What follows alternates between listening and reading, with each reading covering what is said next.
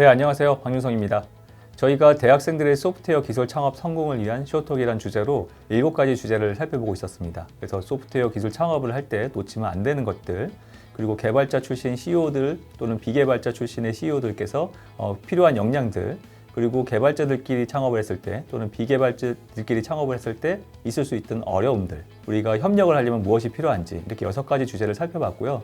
마지막 주제로 이제 비즈니스 모델 설계가 굉장히 중요한데, 이 비즈니스 모델 설계에서 놓치면 안 되는 것들이 무엇이 있을까, 이런 것들을 한번 알아보는 시간을 좀 가져보도록 하겠습니다. 비즈니스 모델을 설계할 때 저희가 많은 이해관계자들을 생각하는 건 되게 좋은데, 이들의 관계를 너무 복잡하게 얽으면 오히려 저희가 비즈니스 모델을 만드는 걸 실패했다고 볼 수도 있어요. 가령 예를 들어서 저희가 병원이 연계돼 있고, 그 다음에 기업이 있고, 또는 고객이 있고, 그 다음에 이 데이터를 주는 기업이 있고, 이렇게 너무나 복잡한 이해관계자들이 있다고 생각을 해볼게요. 그러면 여기서 병원에서 어떠한 서비스가 이루어졌을 때 고객이 병원에 지불을 한 것을 바탕으로 해서 나온 비용을 기업에 개발한 기업과 또는 데이터를 제공해주는 기업에 몇 대 몇으로 나눠준다. 그리고 이 나눠준 데이터의 양에 따라서 다시 개발한 기업에 어느 정도 비용을 지불한다. 또는 개발한 기업도 데이터를 준 기업에게 어느 정도 비용을 지불한다. 너무 복잡하죠. 이렇게 되면은 이해관계가 굉장히 얽히고 어느 한쪽에서 우리는 수익이 덜 났으니까 이번에 안 해. 이래버리면 전체 이 그림이 꿰지게 되는 거예요. 그래서 최대한 이 돈의 흐름을 단순하게 하는 게 되게 좋고요. 이 단순하게 하는 데에 있어서 분명히 해야 될 게 바로 목적이에요. 내가 지금 여기서 얻고자 하는 게 어떤 기능을 제공해 주면서 어느 정도 비용을 우리가 지불받을 것인지, 아니면은 어떤 비용을 우리가 주면서 어떤 데이터나 어떤 정보를 받을 것인지, 이런 것들을 분명히 하고 시작을 하는 게 되게 좋습니다. 그리고 이 목적에 해당하는 것이 저희가 2가지로 또 나눌 수가 있는데요. 일반적으로 창업한 기업은 돈일 거예요. 그런데 이제 일부는 공익성을 좀 볼 수도 있어요. 왜냐하면 사회적 기업이라는 것도 있기 때문에. 그래서 흔하진 않은데 돈은 여러분이 생각하는 그 경제성이고요. 그 다음에 공익성 같은 경우는 얼마나 많은 사람이 혜택을 받았나. 이 혜택이라는 거는 이런 게 있을 수 있어요. 그 지역의 팩터로서 얼마나 많은 사람들이 건강이 좋아졌는가, 아니면은 그 지역에 얼마만큼 범죄율이 줄어들었는가, 이런 걸로도 좀 볼 수는 있거든요. 사실은 이거는 이제 돈을 벌기 위한 모델은 아니지만 사회에 도움이 되기 위한 측면에서 비즈니스를 하는 거기 때문에 그런 식으로 좀 생각을 해볼 수 있을 것 같아요. 그리고 이 비즈니스 모델은 사실은 시스템 구현하고는 좀 다른 문제긴 해요. 이제 그럼에도 불구하고 이 만들어진 시스템이 정상적으로 동작했을 때 문제가 안 생겨야 되거든요. 그래서 이 만드는 과정 속에서 돈을 측정하는 문제, 고객이 몇 명 가입을 했는가, 고객이 얼마만큼 데이터를 썼는가, 이런 부분에 있어서도 저희가 비즈니스 모델의 구현이 돼야 돼요. 예를 들어서 고객이 10명이 이 서비스를 썼는데 중간에 측정이 안 된 거예요. 그러면 실제로 이 서비스를 제공해 준 기업은 아무것도 못 받겠죠.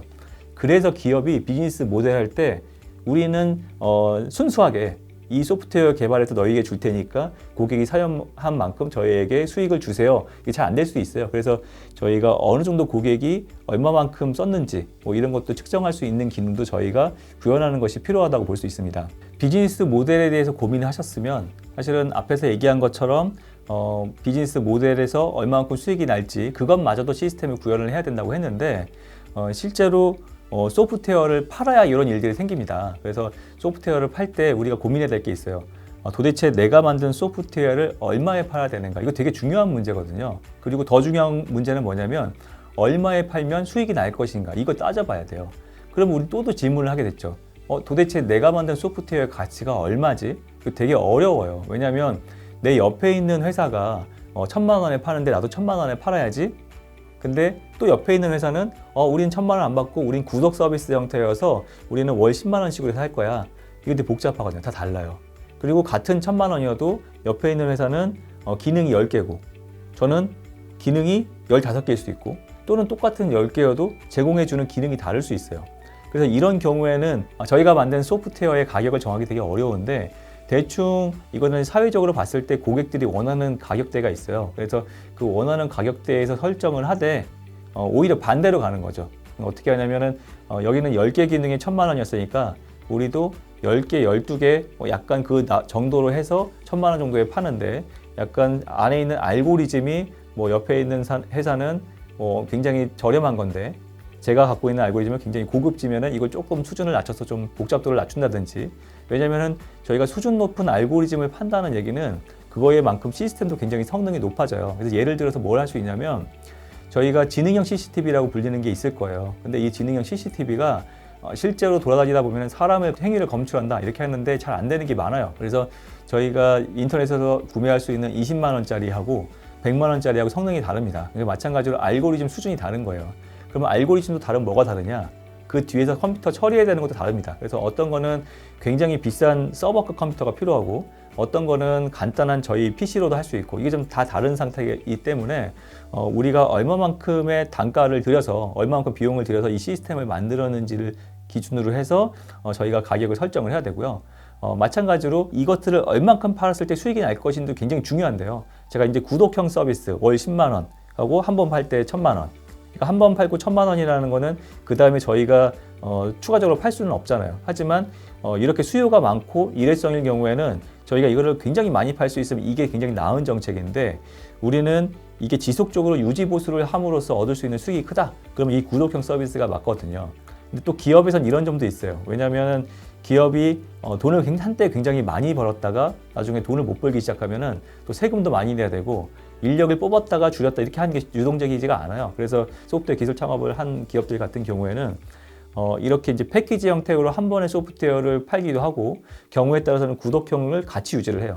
그리고 이제 여기다가 소프트웨어 이 가격을 너무 비싸게 하면 기업들이 못 사기 때문에 고객들이 못 사기 때문에 이 소프트웨어 가격을 조금 떨어뜨리고 뭘 하기 시작하냐면 기술 관련된 자문을 해줄 수 있는 그룹을 운영을 해요. 그래서 보통 예를 들면은 우리가 소프트웨어를 500으로 낮춰서 파는데 기술 자문을 한번 받을 때마다 100만 원씩 추가합니다. 뭐 이렇게 나누기를 하거든요. 왜냐하면 고객사 입장에서는 그 소프트웨어 기술에 대해서 당연히 모르니까 물어볼 수밖에 없는 거고 하지만 아는 사람들은 안 물어보니까 저렴하게 살 수 있는 거고 근데 이제 파는 입장에서는 이거를 1,000만 원 주고 그냥 가서 이 사람이 잘하면 좋은데 못해서 제가 계속 수리를 해주고 앉아 있으면 그게 오히려 손해를 보거든요. 그래서 단가를 낮추고 자기 안에 있는 내부 기술 직원이 가서 파견을 할 때마다 조금씩 비용을 이렇게 추가하는 방향 뭐 이런 식으로도 한번 만들어 보기도 해요.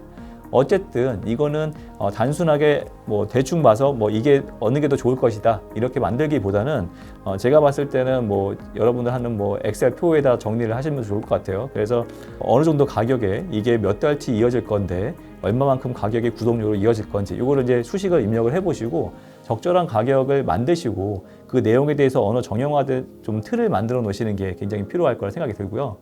그리고 이 과정에서 저희는 고객들이 자주 요구하는 것들이 있어요. 그러면은 그게 그냥 흘려보내시지 마시고 고객들이 얘기하는 것들을 잘 모아두셔야 돼요. 그러니까 시스템에 반영을 해서 우리가 이 회사에서 만든 제품이 굉장히 좋구나 하는 걸 느낄 수 있게 하면은 당연히 그 회사 제품을 찾는 고객들이 계속 퍼질 거고요.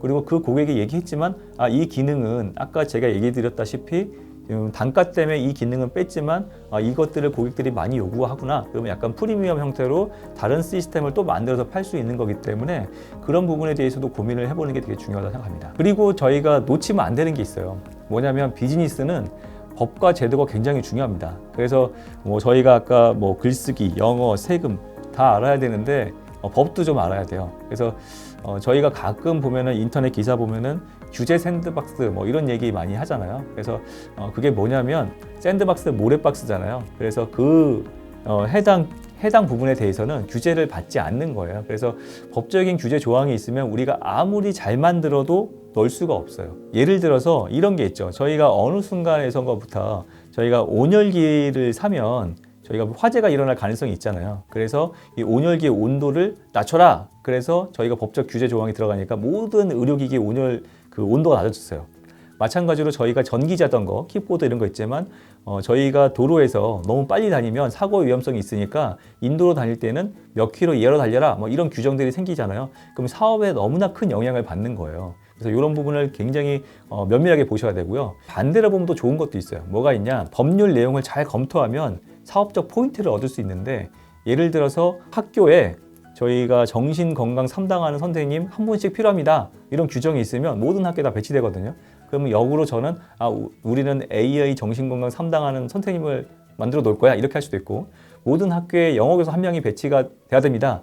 그러면 저희는 AI 영어 교사를 배치할 수도 있는 거고요. 저희가 한동안 코로나 때문에 굉장히 고생을 했는데요. 여전히 코로나 때문에 저희가 신경을 많이 쓰고 있죠. 그래서 저희가 어린 친구들이 학교에 등교할 때 그런 상황에 보면은 학교 앞에 발열 체크하는 것들이 있어요. 그래서 발열 체크하는 자동 시스템 뭐 이런 것들도 굉장히 많이 팔렸었고요. 물론 소프트웨어는 아니지만 그 키트도 많이 팔렸었잖아요. 그래서 이런 법적인 제도, 규정 이런 것들을 역으로 사업에 이용할 수도 있어요. 그러니까 사업적 아이템으로 활용할 수도 있거든요. 그래서 이런 포인트를 오히려 찾아서 사업 아이템을 발굴하시는 것도 굉장히 좋은 방법이지 않을까 싶습니다. 네, 저희가 7회에 걸쳐서 대학생들의 소프트웨어 기술 창업 성공을 위한 쇼톡이란 주제로 살펴보았고요. 잘 들으셨는지 모르겠어요. 내용이 좀 도움이 되셨으면 좋겠고요. 저는 그렇게 생각합니다. 저도 항상 창업에 목말라 있는 사람이고요. 여러분들 아이디어를 썩히지 마세요. 누구나 다 멋진 기업의 대표가 될 수 있다고 생각합니다. 저희 지금 보고 있는 네이버, 카카오 그들도 처음에 작게 시작했어요. 그러니까 많은 사람들과 만나고 협력하고 그리고 제 기술의 경쟁력을 높이면서 저희도 엄청나게 큰 규모의 대기업이 될 수 있다고 생각합니다. 네, 여러분들 화이팅! 네, 감사합니다.